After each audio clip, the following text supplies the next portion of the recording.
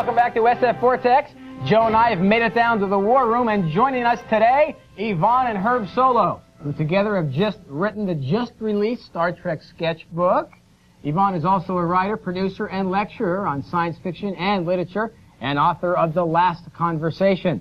Herb Solo, in addition to author of the sketchbook, is also producer and former head of 3 motion picture studios. In fact, he is the man who hired Gene Roddenberry at Desilu. And let's face it, folks, he needs no introduction. He is Harlan Ellison, probably the most controversial man in all of science fiction. Let's face it, he has more writing awards than Captain Kirk had women. All right, let's get to my first topic, all right? A lot of movies, you see Metropolis, for one, Blade Runner, these are movies that stand out. Give me a movie, a sci-fi movie that you've seen that defines sci-fi in the 90s. Joe? I'm sorry I haven't written it yet. It's coming out. I plan to write it any time now. I've been kind of busy. Harlan? Well, I'm in the same boat Joe is. I would have to say the I, Robot film that was written for Warner Brothers around the Isaac Asimov story cycle. It's a brilliant screenplay. Unfortunately, it's only available in a book. And who wrote that? I wrote that. Did you? Oh. Yes. My stars and my daughters. humility is overwhelming I'm sorry. tonight. I learned all from him. Yvonne, Yvonne, have you seen a movie? No. Not yet in the 90s? Nothing? Nothing. Herb? Actually, I'm going to produce what Joe has written, and Yvonne's going to star. Call my agent back. You see, the problem is this. We have lost sight of what is important in science fiction films. What they're doing now are cheap tricks.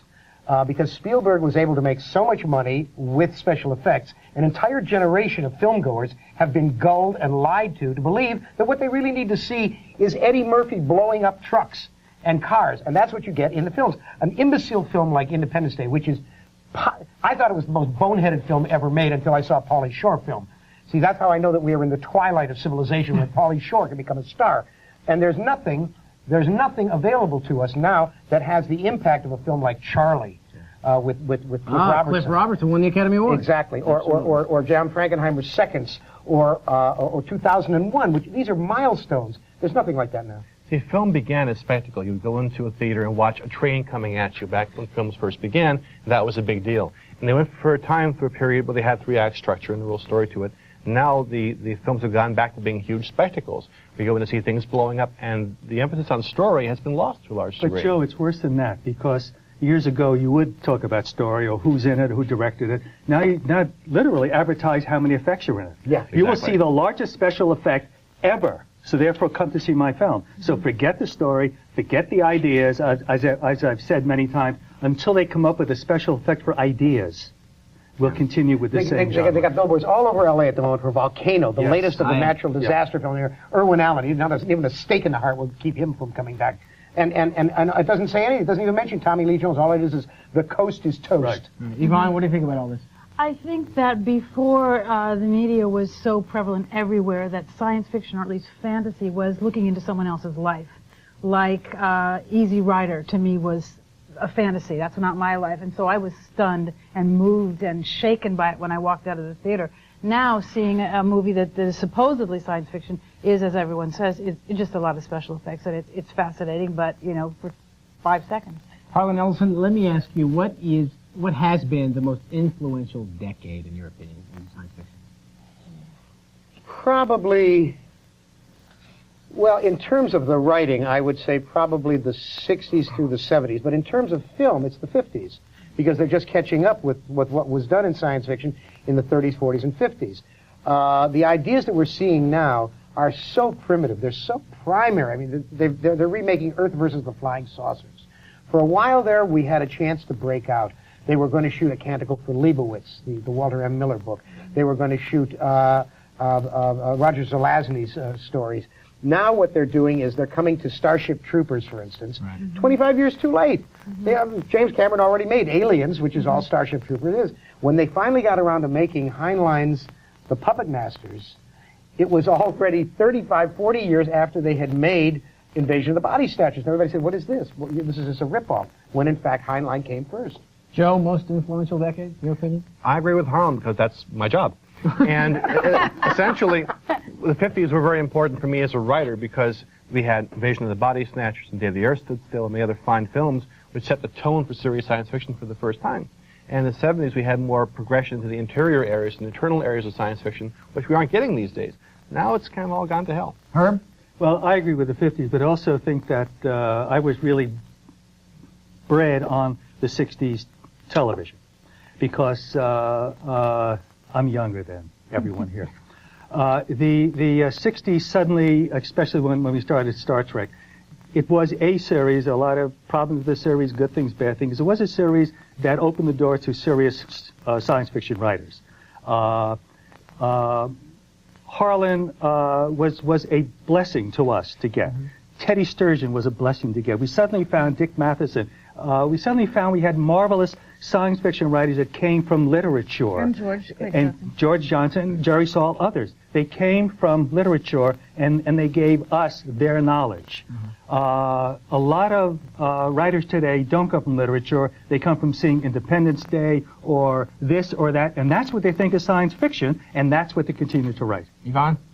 I got a letter from Arthur C. Clarke the other day, and I'm very happy that he is happy that they apparently are going to do Childhood's End finally, and that to me is quality science fiction. I think that's spectacular. Wow. I would have loved to seen iRobot, the thing that Harlan wrote, done, because I've read it several times, and I think, why isn't this a movie? That Susan Calvin is just, I mean, she's so poignant as a character. The whole problem devolves on, and this is the crux of the problem with films in the science fiction genre, is the studio executives, the people who make the decisions, are know-nothings. It's not just... Uh-oh. I better go to a commercial quick. We got to take a break. When we come back, we'll try to get Harlan to come out of his shell. Lots more when SF Vortex returns.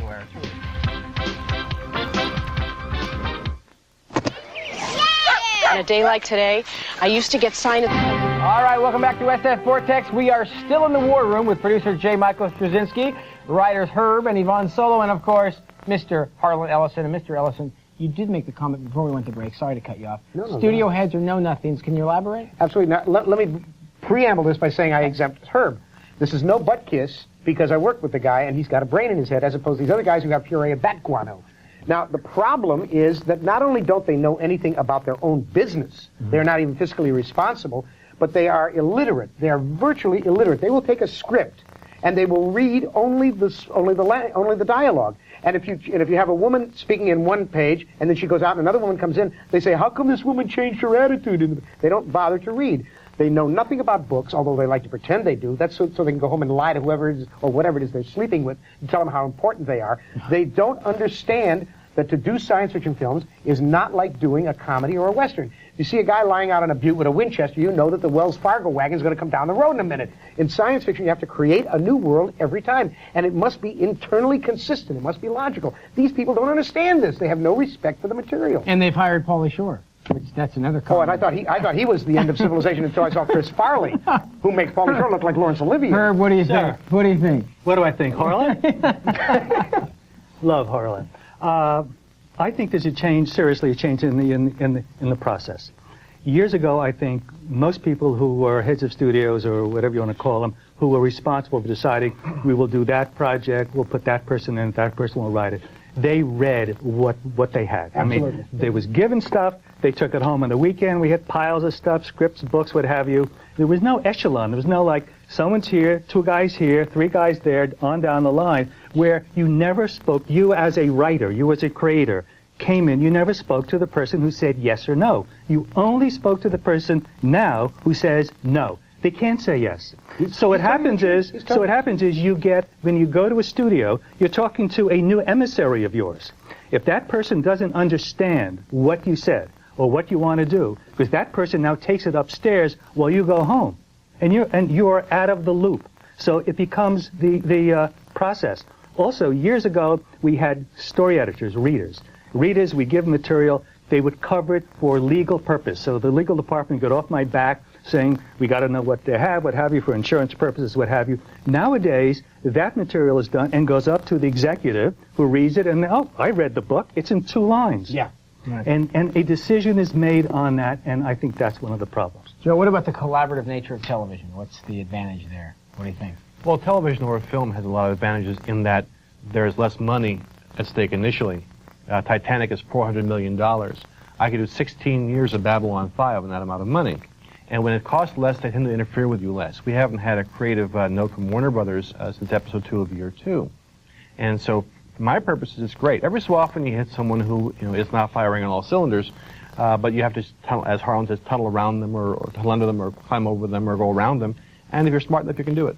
Let's check a viewer letter, shall we? It's always a lot of fun. All right, Aaron Moore writes to us, Babylon 5 is one of the most creative and innovative sci-fi shows of the decade. Person of great taste. Yeah, this show, she knows what she's talking about. This show sets the new standard for sci-fi drama.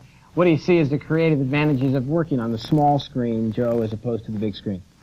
Again, less in the way of interference.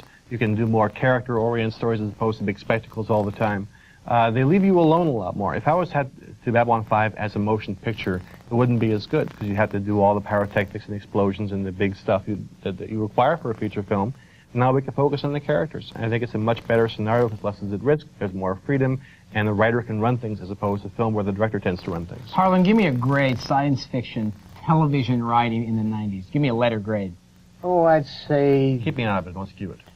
a D. A D. A D. See, the only thing wrong with that letter is that the writer confuses sci-fi with science fiction. Yes. Babylon 5 is not sci-fi. Independence Day is sci-fi. The gathering at Roswell to believe in little green men, that's sci-fi. That's crap. That's the kind of crap that got those people in Rancho Santa Fe killed. They believe this garbage. Science fiction is a tool like the Whole Earth catalog. It's an implement. It is a way of special dreaming. It's a way of looking at the future, and that's what Babylon 5 is, as opposed to, I don't know, the alien autopsy on Fox. Yvonne, you agree? I agree with the word. Harlan has enormous respect for the word. I do as a teacher, as a reader even. And when I see people talking, and I don't know what they're talking about because there's no texture in there. I looked at the script. I read the script for the hurricane movie, Tornado or Twister, yes.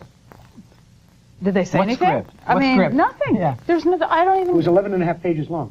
You got I mean, so there's nothing said. It's not to say that it wasn't beautifully done for what it was, but I don't want to see it. I want to hear something. I want to feel something. I want to know the people that are up there. Mr. And Solo? I don't see that. I think the How does he get to be Mr. Solo? I said Harlan- Mr. Ellison. Harlan. 3-4 class times, will Mr. have Ellison. Harlan. I came in door with All right, Herb, what do you think? Thank you very much, Sarah. What do you think, HS? Yes, sir. Yeah. Maybe, sweetie. He used to call me that years ago. I know. He used to sit in the studio. There's a studio park at Old Gaziello. I'm upstairs in my Let office. him in, He yeah. would stand up there and yell. What would he yell? Harvey, sweetie, can you come out and play? Will your mommy let you come out and play? Right. All right, honey, Nice, sweetie, nice. I got to take a Yeah, break. We're that- coming that right I'll back come with this wacky gang, so don't go anywhere, folks. Lots more when SF Vortex returns. All right, welcome back to Huck Barkin's favorite SF show, SF Vortex. J. Michael Straczynski, I need to know the ultimate purpose of science fiction. If a culture doesn't know where it's going, it tends to drift and fall apart, as ours has begun to do. The role of science fiction is to point to a spot on the horizon and say, that's where we're going.